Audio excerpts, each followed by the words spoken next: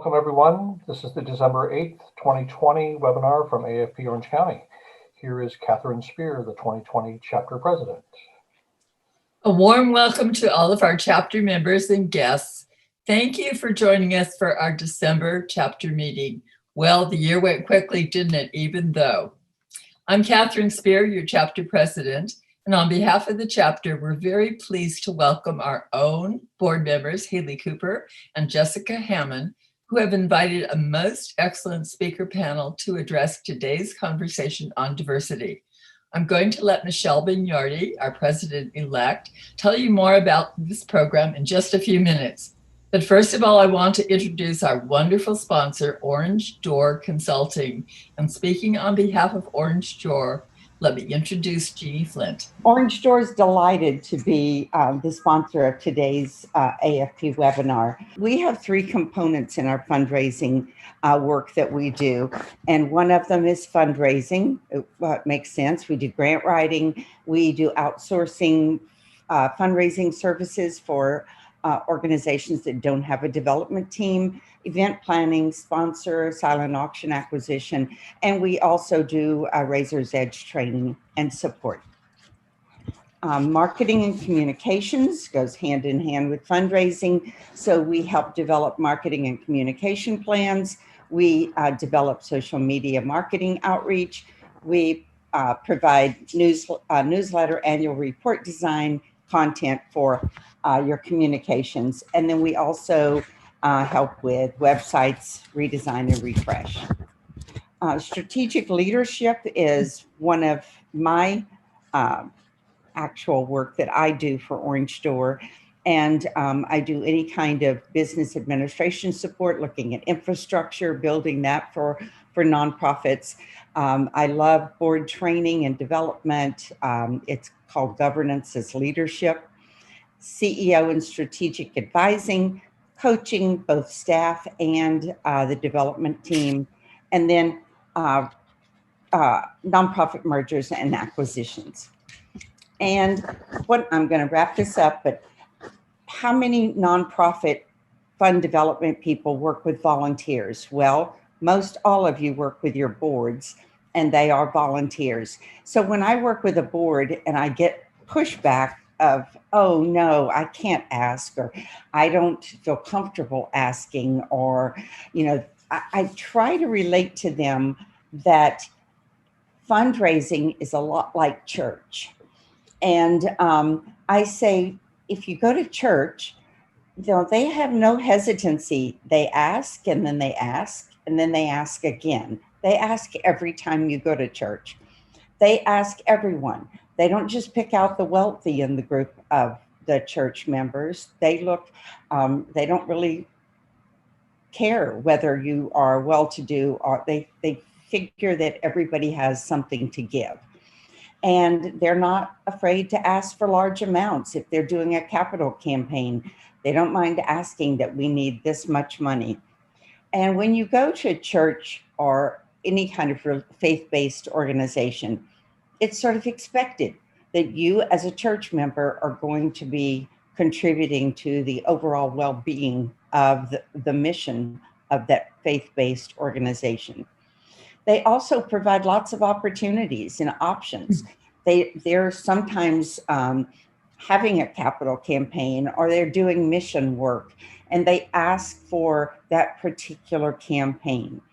Or you can give just to the church or the synagogue or the temple. And one of the critical things that boards need to understand, they always want the professionals to do the asking. And I say in faith-based organizations, I know I'm Catholic, the volunteers, the people that are actually not the clergy, are the ones that pass the basket. They're the ones that are doing it. And those are volunteers, just like the church members. And one of the best things that you can emulate from a faith-based organization is they build relationships. And going to a religious organization, you're building a sense of community. So when you're working with volunteers, if you just keep in mind, you're not asking them to do anything more than they probably do every Sunday. So I'd just like to give you a little tidbit of information as we end my presentation, but thank you so much for allowing Orange Door to be a part of your morning. Thank you. And thank you, Jeannie, and thank you again, Orange Door. In a year of going virtual, the most frequently used new words were pivot and agility, describing the many rapid adjustments we all made in order to bring our fundraising programs in successfully. So, demonstrating great agility and pivoting weekly, the National Philanthropy Day Committee brought home a highly successful 2020 program, creating a One for the Ages video of the event and reaching our high target goal for fundraising. Thank you, Elizabeth Carrilla, Joan McBride, and the entire NPD committee. You were superstars. I'll turn the gavel over to our chapter vice president and president-elect, my partner today, Michelle Bignardi, to give our speaker introduction. Thank you, Catherine. Today's program has been the work of the IDEA Committee. And when I say work, it really has been, because I know they've been working on this for the past at least 6 months. IDEA stands for Inclusion, Diversity, Equity, Access. And Haley Cooper and Jessica Hammond are going to do a deeper dive into that. So I am just going to introduce them, starting with Jessica, reading her bio here. Jessica Hammond is the development coordinator for Santa Ana College Foundation, serving students in one of the largest and oldest community colleges in Orange County. Her work at the SAC Foundation, she serves large and diverse student body and helps ensure that no student is denied the educational opportunities that they deserve due to lack of resources. She has served on the AFPOC board for 2 years and has been a member since 2014. She's going to be on the executive committee next year. She currently serves on the IDEA committee, and prior to working at Santa Ana College, she was in the development department at the Wooden Floor and Boys Town, California. That's Jessica. Haley is a certified fundraising executive and director of development at Giving Children Hope. She is passionate, impact-driven, experienced fundraising professional who seeks to help nonprofits achieve their mission and vision. She enjoys helping small and large nonprofits raise funds more efficiently. She specializes in obtaining private and public funding for local human service agencies that serve the homeless, youth, and the underserved. Haley is a co-founder of PG&J Foods, Inc., a nonprofit with the mission of eradicating severe malnutrition in Malawi, Africa. She's a very active member of the AFPOC board and chairs the IDEA committee. She also serves on the board of directors for Nonprofit Professionals Network of Orange County. And just a little note, both Jessica and Haley are new moms this year. And that's really extraordinary in being able to balance everything that they've done. So with that, I'm going to turn this over to Haley and Jessica. So thank you all for joining us today. We are super excited for this workshop. Like she said, it has been in the works with our committee, and we are so excited for our panelists. They're wonderful. We've had many discussions with them, and I think that you will walk away inspired from this conversation. Before we get started, Jessica's going to share our mission statement and goals for our IDEA committee and chapter as a whole. The Association of Fundraising Professionals Orange County Chapter, AFPOC, defines diversity as the seeking and achieving of a broad representation of experiences, perspectives, opinions, and cultures. As a chapter, we do not discriminate on the basis of gender, religion, race, ethnicity, age, geography, abilities, sexual orientation, professional experience, and income. We encompass all of this as we take into account the composition of membership, board leadership, program presenters, independent contractors, and program content. We also have 2 goals. The chapter is leading the charge for all fundraisers to ensure our chapter and the sector stay committed to inclusion and diversity. And the second goal is to create a more equitable and diverse chapter that values all people. Thank you for sharing those. Those are board approved mission statements and goals that we are embracing as a whole, as a chapter. The next thing we're going to do is define what diversity, equity, and inclusion mean. AFP Global has a whole idea initiative, and so I took these definitions from them because as we are taking it from global down to our chapter. So I'm going to read them quick. AFP defines diversity as a core value. It is an inclusive concept encompassing, without limitation, race, color, ethnicity, gender, identity, sexual orientation, or identity, religion, nationality, age, economic class, educational level, language, physical mobility and ability, geography, and marital and parental status. The state of being diverse means having the broadest possible representation of individuals' experiences and perspectives in an all-encompassing terms. For equity, it means creating a level playing field for individuals or groups according to their respective needs, which may include equal treatment or treatment that is different but is considered equivalent in terms of rights, benefits, obligations, and opportunities. And I realize this slide I spelled wrong, but that happens. The ability of AFP to attract, retain, accommodate, and involve a range of diverse people who are valued, accepted, and comfortable at the international, national, regional, or local chapter level. So as a whole, as a chapter, we do embrace these definitions as well. So now I'm going to introduce our wonderful panelists. I am so excited for this conversation. We've had many over the last month, and I just know that you are going to be inspired by Raphael, Victoria, and Robin. So I'm going to read their bios quick. Raphael Durand is the founder and CEO of Dexpat Consulting, and I know you just told me that, but I probably butchered it, a firm that helps leaders and organizations to maximize performance, development, and business results in new and challenging situations. He is a leadership development and intercultural coach, human resources consultant, and leadership speaker. As a former corporate lawyer and senior HR executive, Raphael has over 35 years of experience in developing both emerging and executive leaders in Fortune 200 global companies and nonprofit organizations. He has lived and worked in Mexico, Turkey, Chile, Brazil, and the United States, and he is fluent in Spanish, English, and Portuguese. Raphael believes in coaching as a co-active conversation, targeted at solving problems through discovery, awareness, and choice. He believes people are naturally creative, resourceful, whole, and capable of finding answers, taking action, recovering from mistakes, and learning from experience. Through coaching, Raphael encourages clients to reflect on their values, challenge assumptions, explore alternatives, set objectives, learn, and grow. Raphael received his executive coaching certification from the Columbia University Coaching Certification Program in 2014. He is also certified in several leadership assessment tools. When he's not leading people and inspiring the next generation of leaders, he works in Irvine, California, where he lives with Hannah, his lifelong wife. He enjoys exploring Southern California, bird watching, listening to music, and reading. And he has a few signature chalks that I would encourage you to, at the end, we'll share contact info. And I know that they are just as inspiring as he'll be talking about today. Next is Victoria Torres, who is also a board member and program co-chair for AFP in 2020.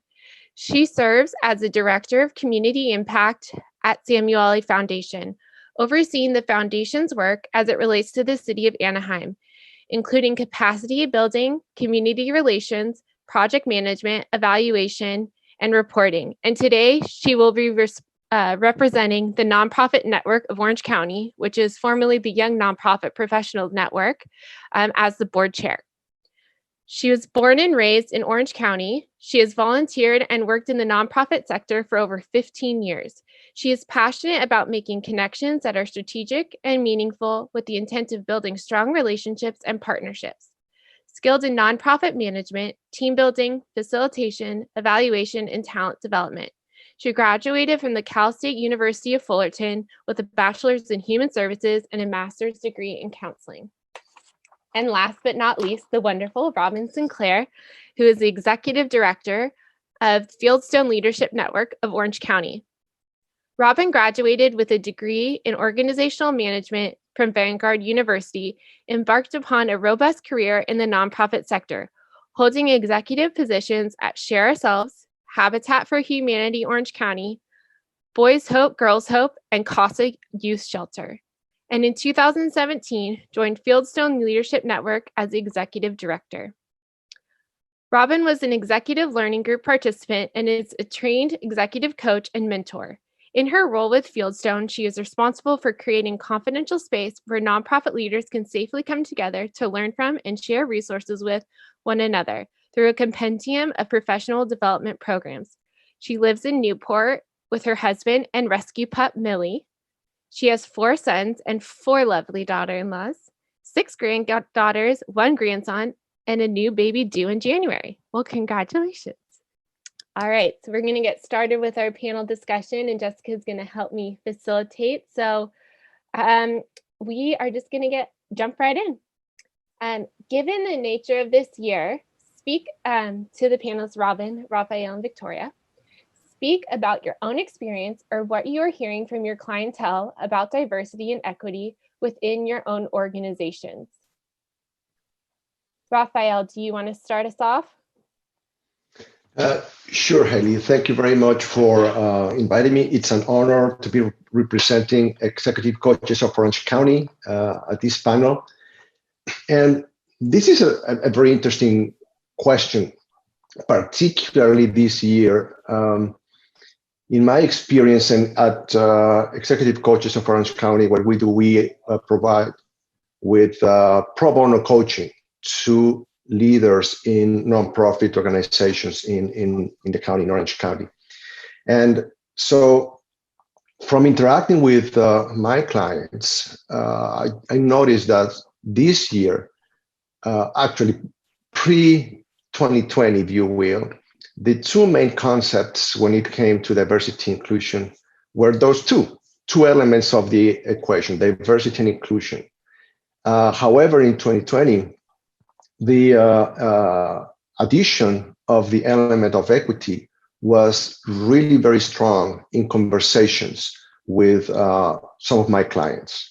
And they actually were facing some challenges when getting into conversations with their executive directors, or if they were executive directors, with their board members, trying to figure out how to incorporate that element of equity into the whole equation.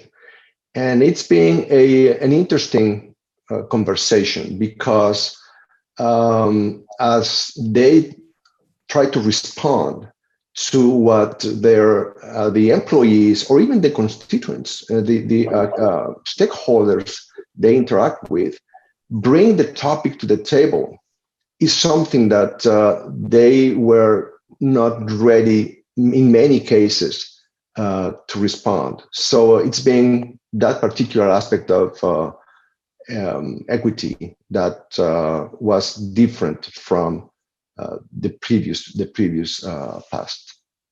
Thank you so much for sharing. Victoria, do you want to share what you've been hearing or about your own experiences within NPN? Yeah, thank you. So yeah, I'm kind of here in my main capacity is to represent Orange County's Nonprofit Professionals Network, and as Haley shared, formerly Young Nonprofit Professionals Network. And so I think our name change, as you'll learn tomorrow if you're coming to our Reconnecting from Home event, in itself shows how we're trying to be more equitable. We went through a process where we actually did some little focus grouping of people and put out a survey, and that why in young nonprofit professionals was kind of keeping people away. People were asking, like, am I young enough, or what does young mean, or how does this pertain to me? I'm a nonprofit professional, but I'm curious, like, am I included in this why? And so we took the whole year to really reflect on that and ask ourselves, well, what do we mean by the why? And really, it's just new or emerging or new to the sector or or young, even young in spirit and vibrancy to our community. And so we made a really strategic decision. And as you see in our logo behind my, in my Zoom, we dropped the Y. And so we really dug deep this year, about that was kind of the beginning of our self-reflection on diversity, equity, and inclusion. Is how are we keeping that diversity ingrained?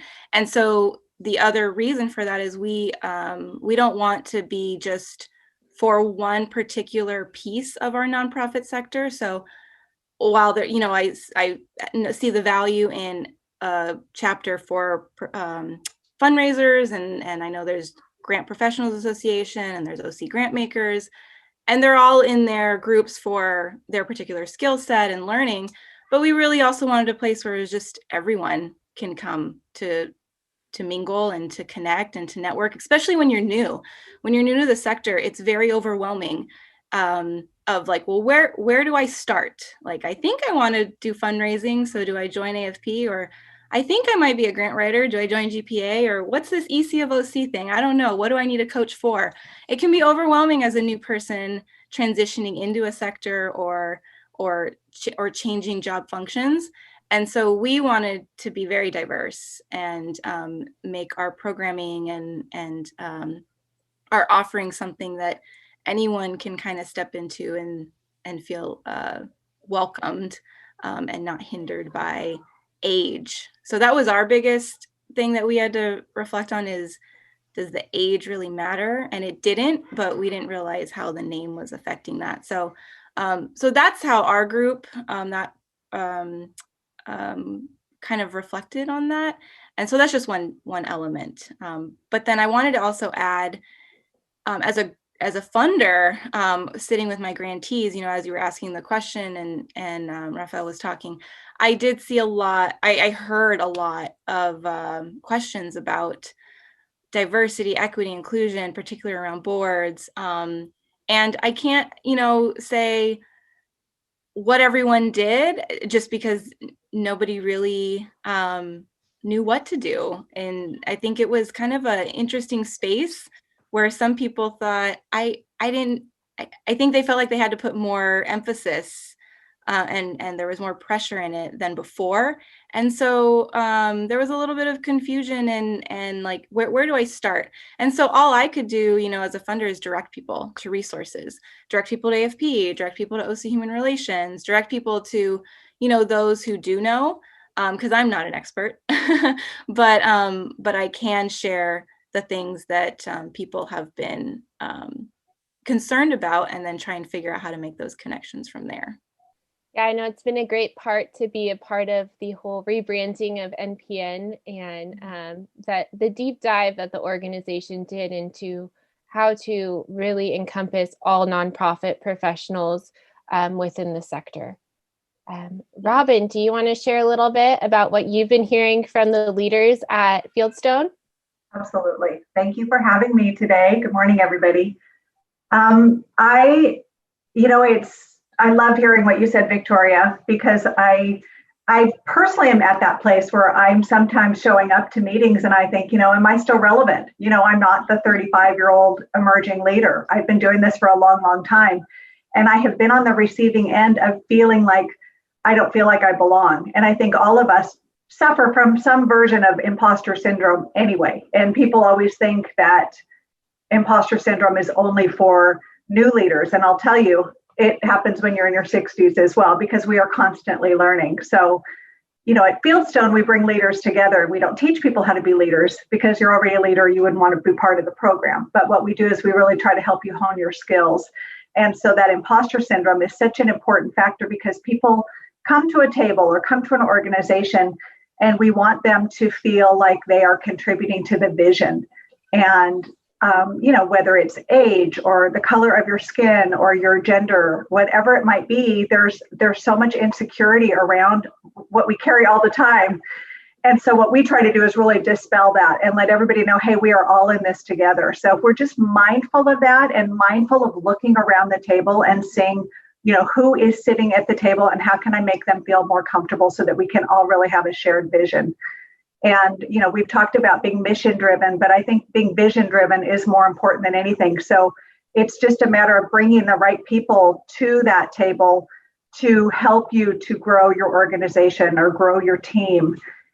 So I see that personally. I see that with Fieldstone in our learning groups. We try really hard to create a cohort where it's very diverse. Oftentimes we'll get people that will say, oh, I thought the learning group would be, all people in the, affordable housing space. And we deliberately put people in there from different areas in the sector so that they learn from one another. So we have people from the arts and people from animal welfare and people from, domestic violence. And we bring the arts and all together, and everybody learns so much from one another. So you'll see somebody in their 20s, you'll see somebody in their 30s, 40s, 50s. We've had people in their 70s in there. Which to me is just beautiful, because again, then you're all kind of coming together and you're seeing where they're coming from. And again, when you get in that imposter syndrome conversation, you realize, wow, somebody that's in their 70s is feeling the same insecurity that I am.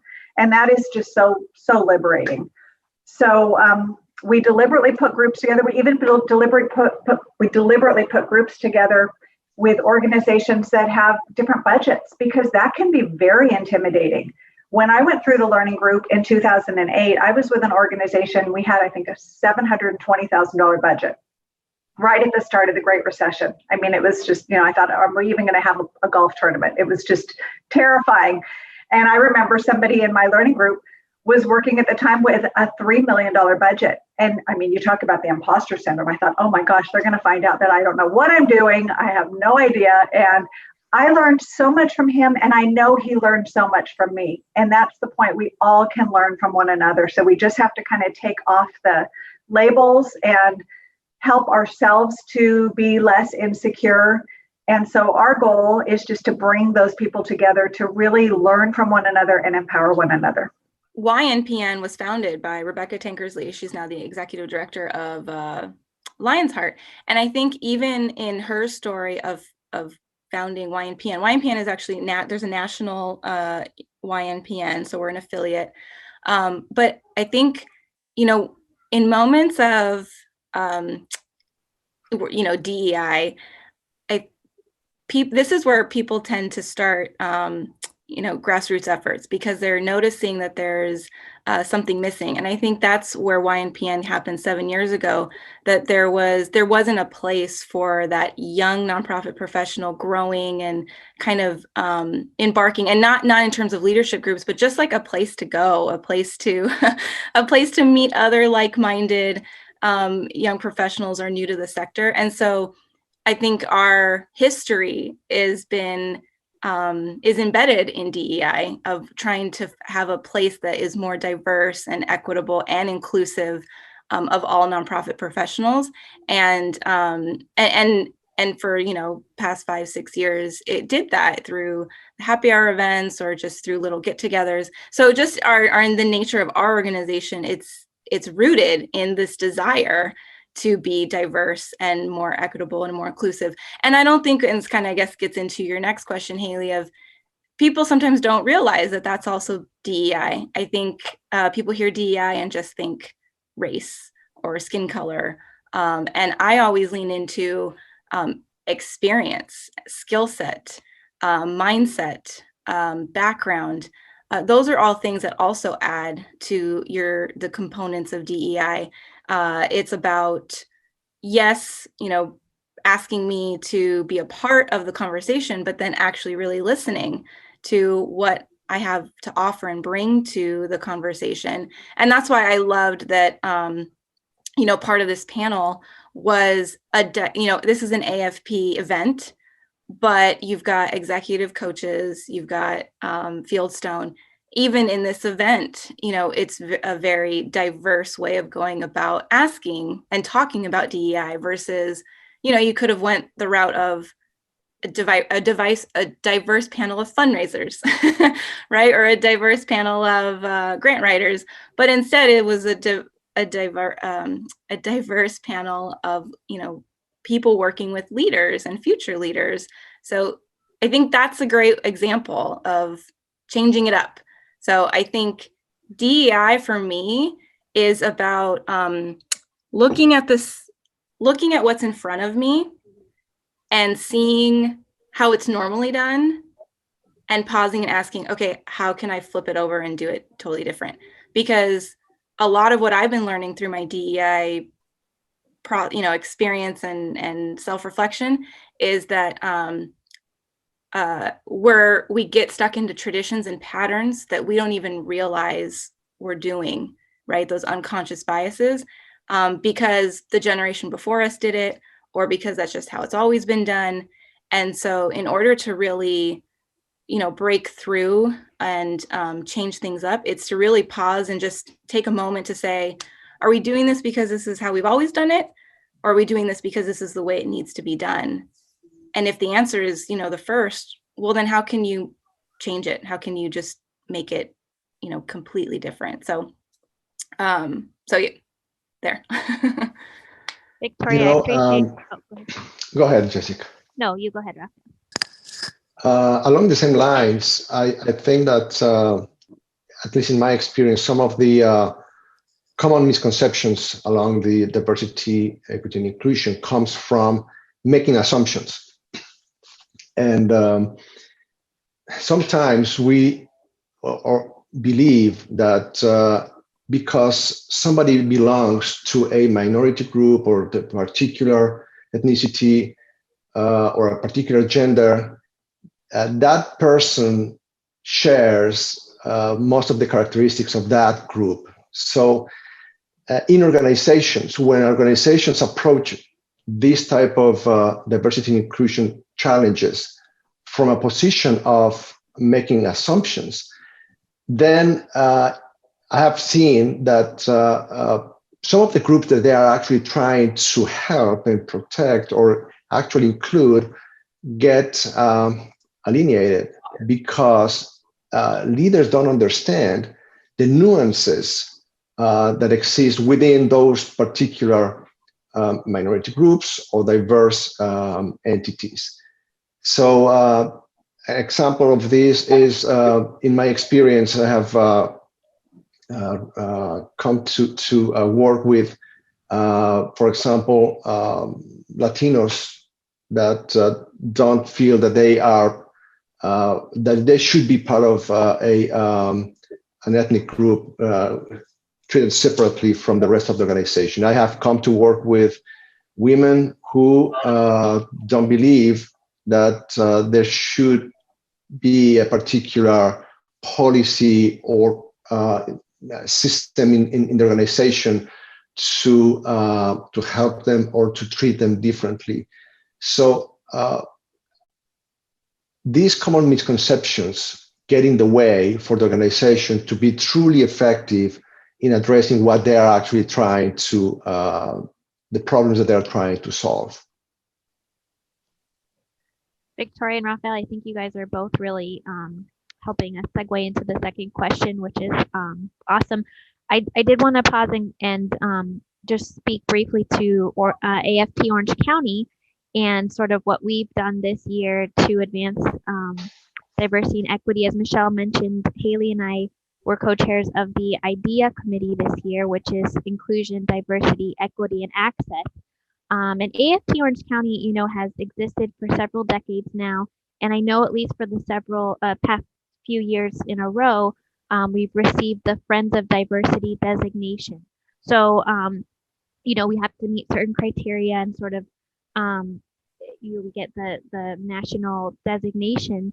But Haley and I both really felt, and I think our board felt as a whole, that what does that mean? And is that good enough, for us as a chapter? And so we really took it upon the IDEA committee to make sure that we really looked at the IDEA diversity, mission statement here and rewrote it as it made sense for our chapter, as well as the values.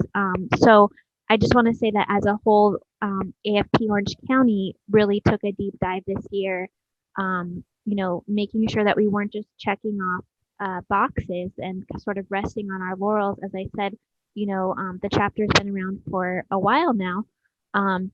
We really wanted to look at what DEI means to us as a chapter. And again, I think Victoria and Raphael, you're really leading into it really well. But diversity and equity and inclusion means so many different things to so many groups.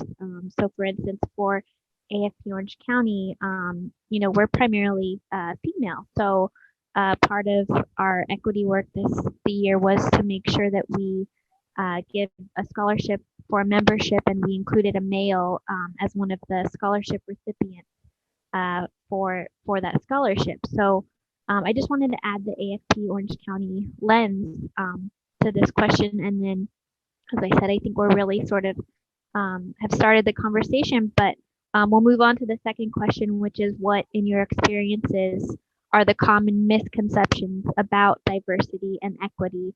I don't know if Robin, if you want to sort of kick off this question. Sure. I remember when Haley called me to ask me to be on the panel, I said, when I think of diversity and equity, I do think of race. I think of gender. I think of what I thought of. And I thought, I don't know that we have been that mindful about that because, in my experience, we're not just box checkers. I feel like when you're a box checker, you're just focusing on the mission. You're really just focusing on what you do. And what you do is what you do. And you sometimes do what you've always done. And you do what you've always done with the people that have always done it. And I think that's when you kind of fall into that trap. And so I really try to shift my mindset to, again, be more vision focused, speaking vision into what I do. And when you're constantly thinking ahead, you don't check those boxes because then you're just finding the most amazing people to come help you to reach your vision. I have a quote that I love. I'm just going to read real quick. Action without vision is only passing the time. Vision without action is merely daydreaming, but vision with action can change the world, by Nelson Mandela. And I love that quote so much because I really feel that when you are speaking vision to your organization, to your volunteers, to your funders, to your grantors, to your board, all the pieces are going to come together. You're going to have a very diverse board. You're going to have a diverse volunteer base. You're going to have a diverse funding base because it's exciting and you're going to bring the right people together. And then you don't fall back into that trap of, like I said, doing what you've always done with the people that have always done it. So for me, I really try hard to not get where I've always been, but where we could be. I love that. It's kind of start with your why, really. It's exactly. That brings the right, people, attracts the right people, and then makes sure that you're sort of on the right path. And I think that's one thing personally I've learned this year too is, we can all always do better in this area. And so it's easy to think, oh, well, we've arrived, or we've talked about checking the boxes, but, we're really on the path to make sure that we're always doing better when it comes to DEI. So I love that, Robin. Raphael and Victor, or Raphael, did you want to add more to this question a little bit more? Well, in terms of common misconceptions, also I have coached organizations where they don't really they're having a hard time to differentiate between diversity and inclusion. So they think, or leaders think, that just because they have a statement that they say that they don't discriminate and they are actually open and transparent, and that they are actually just checking the box. And when they realize that the way people feel in their organizations in terms of the organization not doing enough, that's when the concept of equity and inclusion comes to play. And so I sometimes use this analogy of a party. So diversity is like, you invite people to come to your party. And then inclusion is you allow everybody to dance, not just part of the guests. And equity is you actually set in the rules of the party up front so that everybody knows that what the party is about and what the rules are about, but also the rules need to meet the criteria of being diverse and inclusive. So that's a little bit of what I have experienced when it comes to these common misconceptions, and how I try to help the clients of executive coaches of Orange County to make sense of the differences between the concepts and how they can actually materialize in real life. I think that's a great point, that sometimes maybe we are not clear about what each of these terms mean and terminology. And I think I love your explanation and way of sort of differentiating between the different each one. Victoria, did you want to add to this question as well? Yeah, as Rafael was talking a little earlier, he mentioned, making assumptions about a particular group or assumptions about a person because of how they look or, what they may stand for. And I think it's important to not judge that, because I know I personally have been placed in situations where I'm asked to be a part of the Hispanic something group, or something with Latinos, and I kind of just pause, like, okay, and I've given the candid question back, like, well, why me? And I have to say, there's been some awkward moments where the person inviting didn't have anything else beyond what the obvious was, and so that's hard, as from a personal standpoint. Be ready. I mean, if that is the judgment you're making, that you want me to be on a group because I am Hispanic or Latino, be prepared for something more than just that, to say. I mean, I have a lot more to offer than just, the color of my skin. And so, and you may want to get to know the person's values and beliefs on the thing you're asking them to be a part of, because just because I am Hispanic or Latino does not mean I hold all those values and systems. And, I didn't grow up first generation, or I didn't grow up a certain way. And so you don't know that I may or may not hold those values. And so I've personally been in those moments. And so I think those are common misconceptions about trying to make your organization or your board or whatever diverse, that it shouldn't just be about that. And so with OCNPN, we really want to make sure that I think our common misconception in the nonprofit sector that we're trying to break through is that we're not valued, or, well, I don't want to say valued. I think what we're trying to address is supporting nonprofit professionals for their success and for meaningful change, to make meaningful change in the community. And, the one way to do that is by lifting up our professional development and our skills.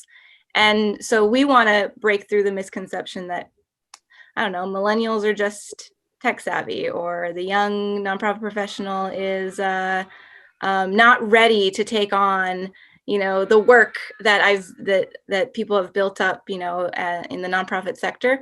And so we want to dispel that.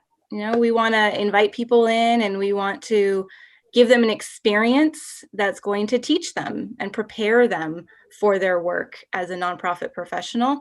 And so, so I take my experiences as being a young nonprofit professional and putting that into our chapter.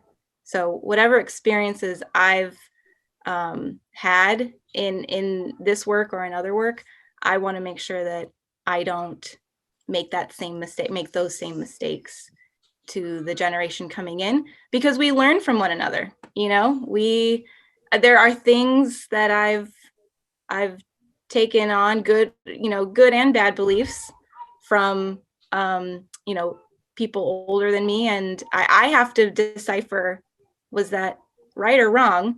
And I don't know until sometimes I've tried. So I think those are important. Our experiences are very, very important to consider when we think about DEI.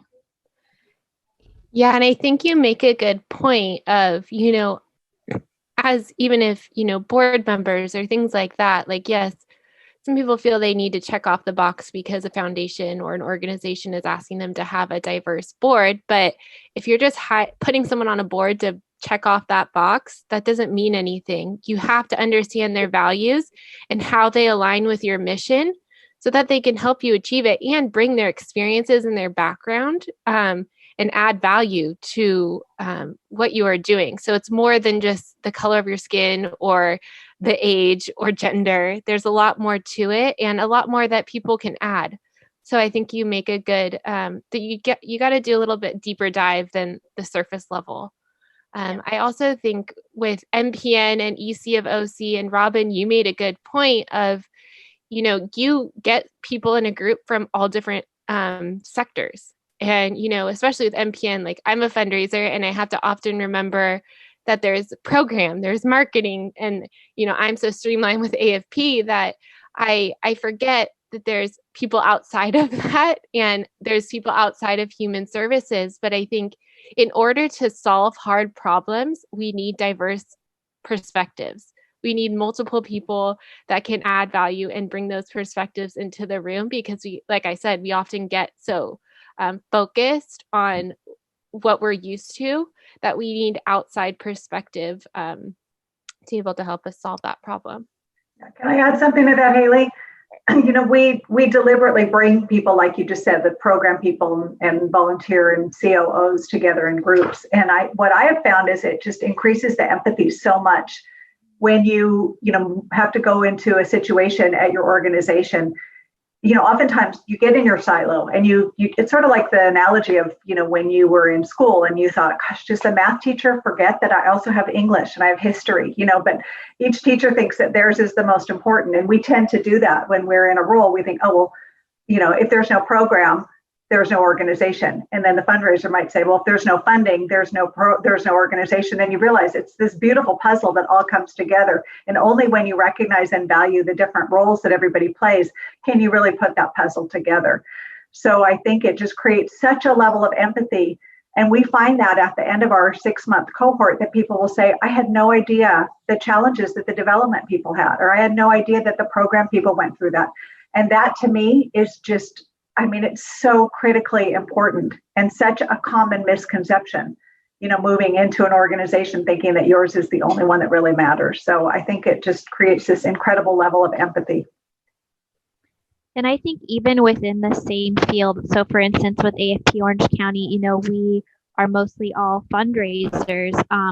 Let's not forget that there's also a lack of diversity, or there can be with economically. So a lot of the members of our chapter for a long time were, CEOs or executive directors, higher level executives who could afford the chapter membership and pay for each luncheon.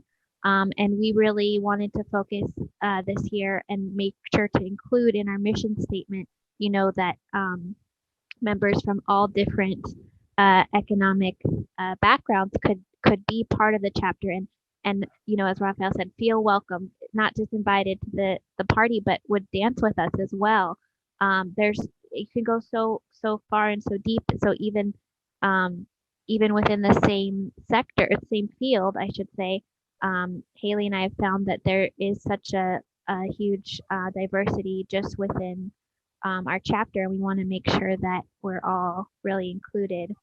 So we did, like I mentioned, we did have scholarships to include maybe someone who traditionally wouldn't be able to join AFP Orange County, and we have floated some more ideas in the future about how to even further that and lessen the gap.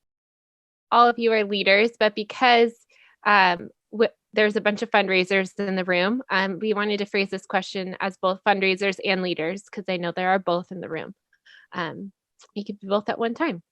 As a fundraiser or leader, what can you commit today to integrate a diversity, equity, and inclusion lens in your work? So it sounds like all of you are already super committed to this, but what's one insight that you can offer to everyone listening? I'll start, and then if you don't mind. We have a piece on diversity on our website, but what I really want to do moving forward is add implicit bias and some cultural bias to our curriculum next year, so that all the leaders will have that in their curriculum. So I'm looking forward to introducing that, because that is something that we talk about, but it's not built in. So that is one area where we are going to commit. We have a reading group, a leadership reading group. We used to call it a book club, but we thought people had a hard time leaving work in the middle of the day and saying, I'm going to book club. So we changed it to leadership reading group, and we've moved to Zoom. But we read fiction, nonfiction, and trade books, and we all read through the lens of leadership. And we have, in the last, I'd say 4 books have all been around diversity, equity, and inclusion. And it's been really incredible. And the goal of our reading groups is that we can teach you, and we have a professional facilitator that works with us, but the goal of the reading group is to empower each leader so that they can then take that skill set and take it back to their work so that they can do it. So we had one actually at Fieldstone this summer, and we had an incredibly successful reading group with our office that, I work with these people every day, but everybody, we share space. So there are some financial people, there's, lots of different people, but we read a book on race, and it was just powerful. And my goal is that every organization will have a reading group. And if you can, maybe one book out of the 12 that you read is around diversity, you'll at least have moved that needle. The other one we've done is we have surveyed our people are in the network to ask them, who are you serving, to kind of get more of an idea of the diversity of the clientele that is served. But then it's an opportunity for us to also look at our leaders and just see, who are we working with? And, you hear people say, well, I want my board to look like the clients that we serve. That isn't always the case, but that is something at least to be aware of, to kind of, again, move that needle in that direction. I see that Marty Dutch is on the call. Hi, Marty. Marty recently did a Strengths Finders workshop with our leadership, which was amazing. They loved it, and they want more. And just so to learn about yourself and how you relate to others is another step in the right direction. So any kind of assessment that you can do with your team, any kind of reading group that you can do, anything to kind of expand your knowledge, to just kind of get out of what you've always been doing, I think is something that we can work towards. Yeah, I definitely think that's great. And some out of the box thinking of ways to, the assessment and the reading groups that can really add value. Mm-hmm. Raphael, were you going to go next? Yes, thank you.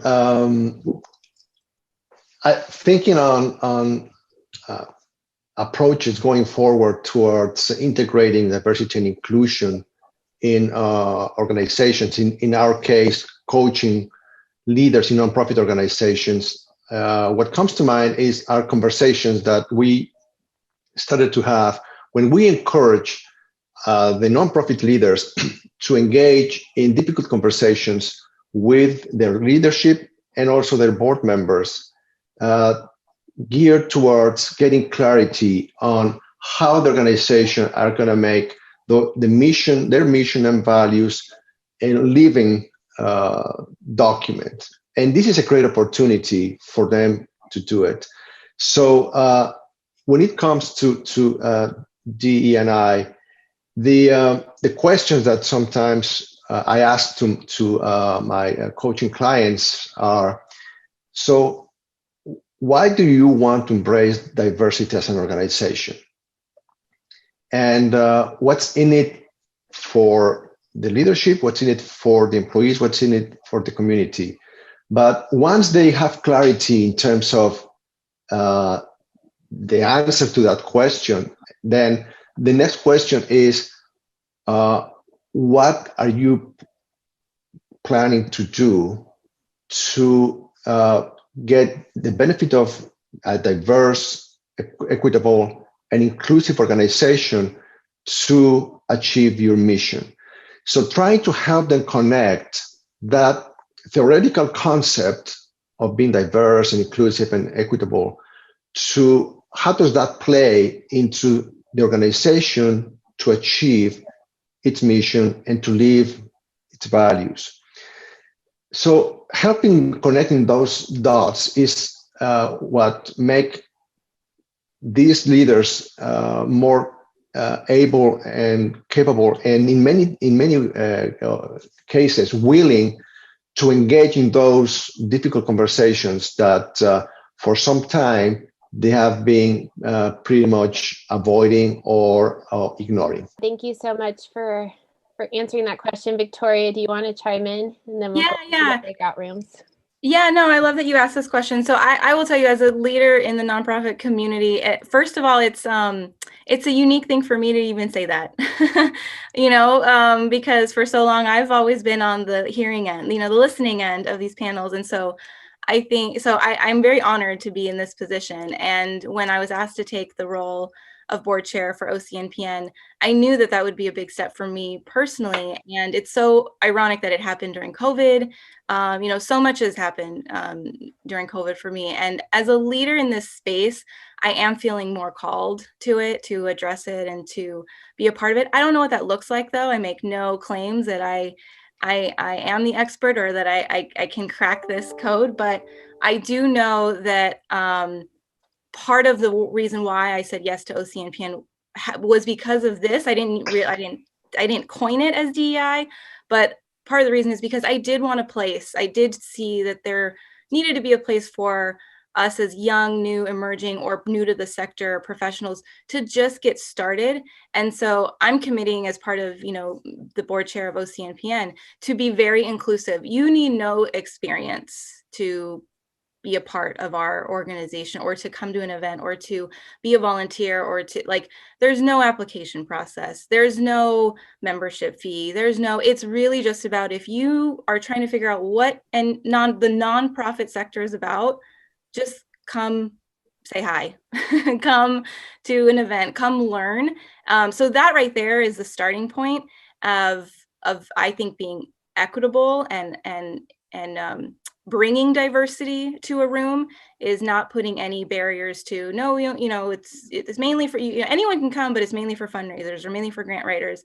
And we want to then be kind of that pathway to help bridge the next step.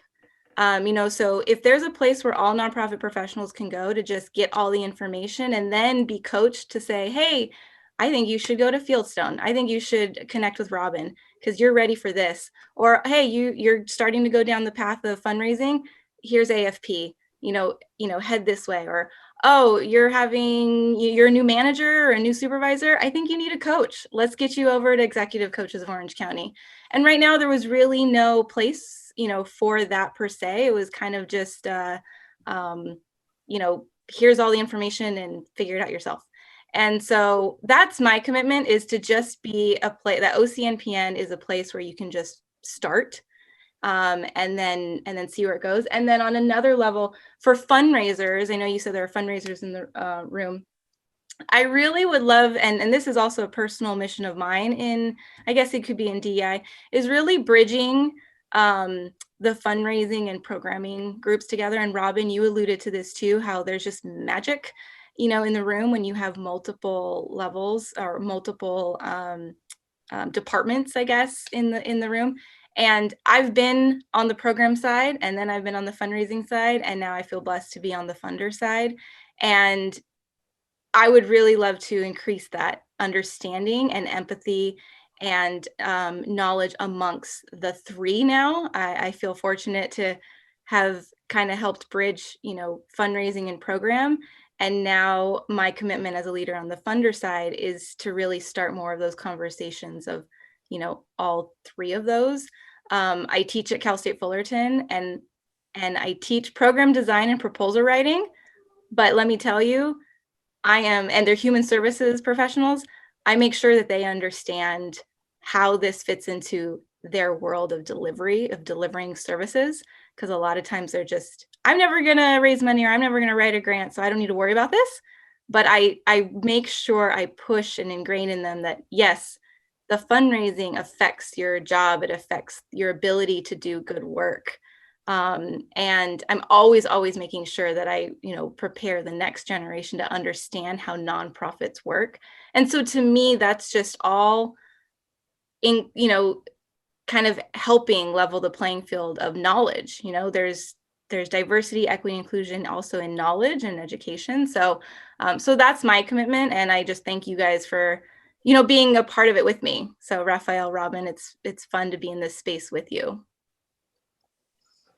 Yes, thank you both. So, all three of you for sharing and for your commitment to diversity, equity, inclusion. It's really inspiring, and I think you offered really tangible ways, not daunting ways, because I think when you think of diversity, equity, inclusion, it can be daunting, but you offered tangible ways that we can go and take back to our organization and implement and really think about within ourselves. And like you said, Raphael, how yes, you got to look at the why and then how it can help your organization and mission as a whole.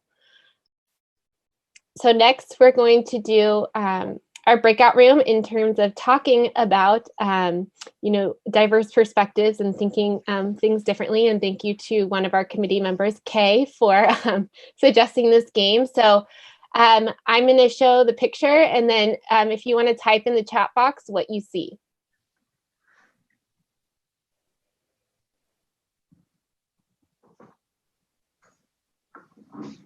All right, I see an elegantly dressed young woman, a lady with a feather in her hair, a young woman, old woman, woman with a hat, woman with a fur coat.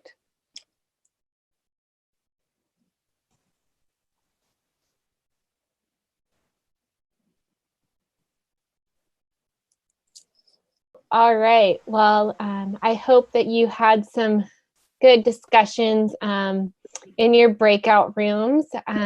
If Jessica, Raphael, Victoria, and Robin, and myself, we will share briefly some key takeaways from our discussions. So I guess I can start. I had one person from Goodwill, another from who used to work at St. Joseph Hospital, and at Goodwill, they have started a whole task force surrounding this. And really, they have 6 people on their task force that are all women. And so how do you engage, their staff is diverse, but how do you engage people on their staff? And so what they're going to start with is doing a survey to get really a baseline, and then set tangible action items from that survey. And then the Shonda from who used to work at St. Joseph made a really good point of how it starts from the top down. Your board and your leadership needs to buy into this to be able to have it trickle into your organization. If your board or your leadership does not believe in this, it's really hard to get your staff on board. So they need to be able to take ownership of it. And they had their board development committee focus on this, and really focus on what they want their organization to look like, and then who needs to be at that table. And so those are the key takeaways from my group. Jessica, do you want to share? Yeah, I feel like we could have talked all day about this topic, and we had a great breakout room. Just one thing I'll share, since I know we're kind of running short on time. We talked about building trust as a team prior to having these conversations, and I think that's really important. Laval mentioned that at his work they read 5 dysfunctions of a team, and so they all started off with that base. I also want to mention that Cushbender said that at OC Human Relations they're doing a lot of work and workshops around this. So I can't wait to stay tuned and hear more about what they're doing at their organization. Sounds really great. Victoria, do you want to share? Sure. So first, everyone just said that they really appreciated the space to just have the conversation and start the conversation, and bring it to light, especially with fundraisers, just a starting place. So that was shared. And then I had some consultants in the group, and then university and a nonprofit. And one idea that was brought up is there's a group reading, kind of like book club. They're reading White Fragility, and there's some good conversation coming out of that. And then again, a top-down approach. There's one organization using very much the top-down leadership and kind of sharing those things down. And then there was one other, and then this idea or conversation around, groups and specialized groups around just whether it's minority groups or women, or just having a safe place to go and talk about their thoughts and values and feelings while this is going on. And I know I had kind of shared that, organically, we all need a place. We all need a space to feel safe to just kind of vent and share what we need so that it doesn't come out the wrong way. And I know for me personally, after I had my first child, it was really helpful to just be around moms, working moms, to kind of just share what was going on and feel that safety. And so, again, in the spirit of DEI, not being just about race, but it could also just be about a personal chapter in your life. And so we talked about, like, how do you find those groups, or how do you just create them on your own, to just have a place to talk, about what's going on. So yeah, it was a really good conversation. Thank you for sharing those insights. And as we talk about these key takeaways, if you are a member of AFP, AFP Global has a great resource on this topic and a number of initiatives that they are offering. And I know, I'm sure that Fieldstone and UC of OC and NPN will have a bunch of resources as well. So we'll kind of put together an email to send as a follow-up to share those resources with you, so that you have access to those as well. Raphael, do you want to share some insight? Thank you, Haley. Yeah, we actually started by making meaning of the exercise of the young lady, old lady. And so it was a single reality, look at it from different perspectives. So it was really a very good example on how the diversity, or a diversity approach, works towards bringing all different opinions and ways of looking at things, and multiplying the result by just focusing on that particular image. Then on the resources side, we identified training as a potential need for creating spaces, or setting up the organization to talk about it with information. Then the availability of forums for the underrepresented population have a space to express themselves and to talk. The buy-in from senior leadership was also critical in our opinion, but also along the lines of having metrics to measure progress in the organization. When it comes to conversations, the participants in my group said that not much conversations about diversity, inclusion, and equity are going on in many organizations. So, however, they are planning to address with a broader perspective, getting into the topic and having those conversations in their groups. Then challenges, mostly we talk about the challenge of not falling in the trap of the check on the box syndrome, not just moving into having conversations on diversity, inclusion, and equity just because there's pressure to do it, but to really connect with the mission, the values, and the principles of the organization to make them live. Yeah, those are all great key takeaways. And someone brought to light, thank you for addressing the multiple correct perspectives in your group. I think that's a valuable takeaway. Robin, do you want to wrap us up with some key takeaways from your group? Sure. It's a great group. We had some great conversation. The first one was just, again, the importance of creating that safe space, that if you don't have that safe space, you're not going to have the trust to share and try new things. So I think that was, we identified that was a critical piece. How difficult it is to get everybody on the same page. Everybody comes at it from a different perspective, and to make it a priority for everybody, how do you do that? And again, you can't make anybody do anything. So you have to create that environment. Needing a good starting point, asking your group, what is your objective? What is your vision? Again, speaking to that vision is so important. Catherine suggests, I love this, go to graciousness and courtesy. Can we invite you in? And that might be a better approach instead of, this is what we're going to be doing, and you're all going to join, and you're all going to enjoy, and you're all going to get something out of that. So that was my personal takeaway, is just, can we invite you in? And what does that look like?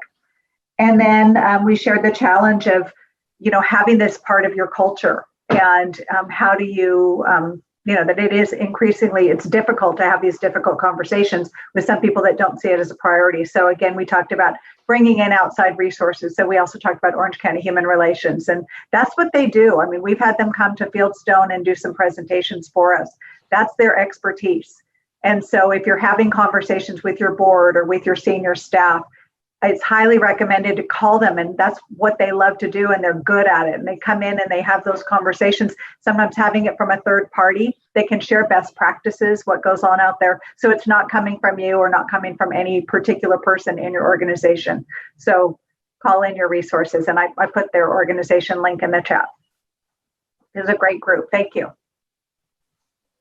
I feel like we could have this conversation all day, but to be mindful of time, I know we're running a little late. We're going to wrap up, but one of the things that we are committed to doing is carrying on this conversation into 2021. And I'm so honored and thankful to be in the room with Robin, Raphael, Victoria, and Jessica, and everyone else in this room.